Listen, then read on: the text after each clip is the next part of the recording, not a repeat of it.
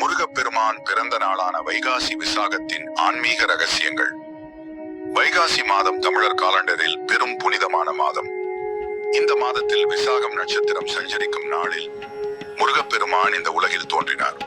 முன்னோர் காலத்தில் சூரபத்மன் எனும் அரக்கன் தேவர்கள் மற்றும் மனிதர்களை தவிர்த்து பிரபஞ்சத்தை ஆட்சி செய்து வந்தான். அவன் வஞ்சத்துடன் பரமசிவனிடம் வேண்டி ஒரு வரம் பெற்றான், தன்னை ஒரு சிவபுத்திரன் மட்டுமே அழிக்கக்கூடும் என்று. இதனால் தேவர்கள் அனைவரும் மிகவும் கவலையில் சிக்கினர். இந்த பிரச்சனையை தீர்க்க பார்வதி தேவி கடும் தபசு செய்து ஒரு சக்தியை உருவாக்கினாள்.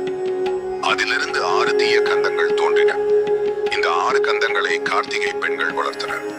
பின்னர் சிவபெருமான் அந்த 6 குழந்தைகளை ஒன்று சேர்த்து 6 முகத் தெய்வம் என உருவாக்கினார். அவர்தான் நம் முருகப்பெருமான். முருகன் தனது வேலாயுதத்துடன் கடும் போரில் சூரபத்மனை வென்று அவனை 2 பகுதிகளாக வெட்டினார். ஒரு பகுதி மயிலாக, மற்றொரு பகுதி தண்டாக மாறியது. மயில் மீது ஏறி தண்டத்தை கையில் பிடித்து முருகன் வீரத்தினை நிலைநிறுத்தினார். இந்த நாளில் பக்தர்கள் அதிகாலை அல்லது மாலை நேரத்தில் அருகில் உள்ள முருகன் கோவிலுக்கு செல்லவும் அங்கே நடைபெறும் அபிஷேகம், அலங்காரம், தீபாராதனை. குறிப்பாக இந்த நாளில் வேல் வழிபாடு சிறப்பு முக்கியத்துவம் உடையது. வேலாயுதம் என்பது முருகனின் ஞான சக்திக்கு உச்ச குறியீடாகும். வைகாசி விசாகத்தில் கோவில்களில் முக்கியமாக திருப்புகழ், கந்த சஷ்டி கவசம் மற்றும் சரவண பவா மந்திரம் உச்சரிக்கப்படுகிறது. வீட்டில் நாம் செய்ய வேண்டியவை: முருகன் படத்தை பச்சை துணியில் அலங்கரித்து பூக்கள் வைத்து வழிபடுங்கள்.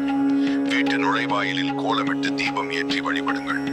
முருகனுக்கு பிடித்த உணவுகளான பால் பாயசம், அவல், அரிசி, தேங்காய் சேர்க்கப்பட்ட நைவேத்தியம், பன்னீர் பூ, செவ்வந்தி பூ, அரளி பூ போன்றவை சமர்ப்பிக்கலாம்.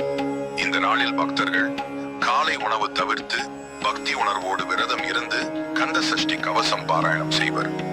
முருகப்பெருமான் பிறந்த நாளான வைகாசி விசாகம் நாளில் நாம் அனைவரும் மனத்தில் அமைதி, குடும்பத்தில் செழிப்பு, முன்னேற்றத்துக்கான நல்ல சக்திகளை பெற வாழ்த்துக்கள்.